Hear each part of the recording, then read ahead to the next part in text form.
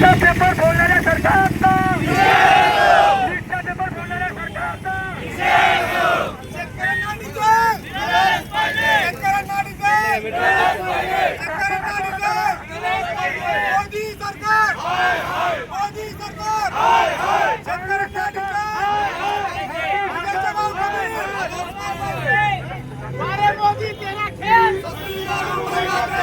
पुरते बंद करा आणि जे तुमचे बगलबच्चे आहेत जे तुमचे या ठिकाणी प्रतिष्ठित म्हणून मिळवतात त्यांच्या गाड्या त्यांना सांगा वापरा आधी शेतकऱ्यांना डिझेल द्या शेतकऱ्याला मिळू द्या. तुम्ही असं बोलले असते तर शेतकऱ्याला दिलासा मिळाला असता. तुम्ही त्यांच्या जखमीवर मीठ सोडलं. ठेकेदारांची कामं थोडी दिवस थांबव ना. अरे शेतकऱ्याला 20 दिवस 20 दिवस 21 दिवशी जर दाणा कोसळल्या सरी कोसळल्या तर आमचं पेरणी सुद्धा राहून जाणार आहे. म्हणून शेतकऱ्याला ट्रॅक्टरवाला सांगतो तुझ्या घरी डिझेल आणून ठेव तरच मी तुझ्याकडे येईल. तो बिचारा रात्रभर दिवसभर थांबून 5 तारीख तो डिझेल नेतो 1 एकर 2 एकर मग त्याचं तो त्या ठिकाणी कल्टिवेशन करून घेतो. अशी परिस्थिती आहे. तुम्ही चेष्टा करता शब्द मागे घ्यावा.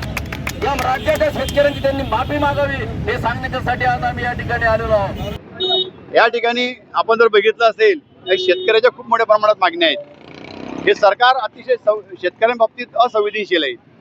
पहिली मागणी आमची अशी होती की शेतकऱ्यांना सरसकट कर्जमाफी झाली पाहिजे. हे सरकार फक्त घोषणा करतंय फक्त आश्वासन देते या महिन्यात देऊ त्या महिन्यात देऊ पण अद्यापपर्यंत शेतकऱ्याला कर्जमाफी झालेली नाही. दुसरा मुद्दा आमचा या ठिकाणी असा आहे की या ठिकाणी शेतकऱ्यांची खतं आता पेरणीची लगबग सुरू झालेली आहे. शेतकऱ्यांना या ठिकाणी मागच्या वर्षी 1400-1500 रुपये मिळणारी बॅग यावर्षी 2200 रुपयाला मिळते. म्हणून खताचे दर हे त्वरित कमी झाले पाहिजे या मागणीसाठी आम्ही या ठिकाणी आंदोलन करतो. तिसरी मागणी या ठिकाणी आमची अशी आहे की आज या ठिकाणी डिझेल आणि पेट्रोलचा खूप मोठ्या प्रमाणात तुटवडा आहे.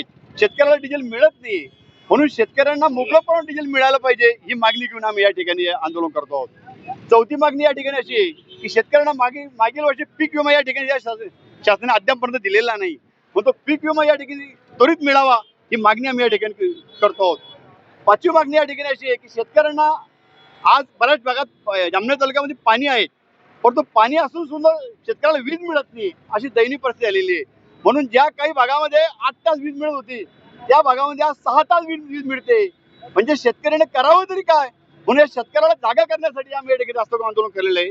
शासनाने या शेतकऱ्यांना त्वरित या ठिकाणी या मागण्या पूर्ण कराव्या. या ठिकाणी सरकार शेतकऱ्यांच्या भावनाशी खेळतंय कसं वाटतं? 100% शेतकऱ्यांना या सरकारला शेतकऱ्याशी काही देणं घेणं नाही. आपण जर बघितलं असेल या ठिकाणी पेट्रोल डिझेलचा जो तुटवडा निर्माण झालेला आहे हा निव्वळ या सरकारमुळे झालेला आहे.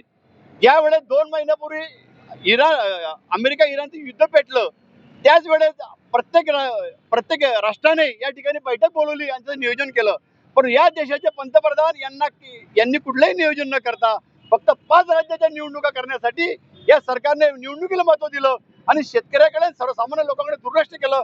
म्हणून या ठिकाणी पेट्रोलची समस्या निर्माण झालेली आहे. म्हणून सरकार शेतकऱ्यांच्या बाबतीत संवेदनशील आहे. म्हणून सरकारने जागा व्हावं. झोपलेलं कुंभकर्ण सरकार आहे यांनी जागा व्हावं आता तरी ही मागणी करण्यासाठी आम्ही आंदोलन करतो आहोत.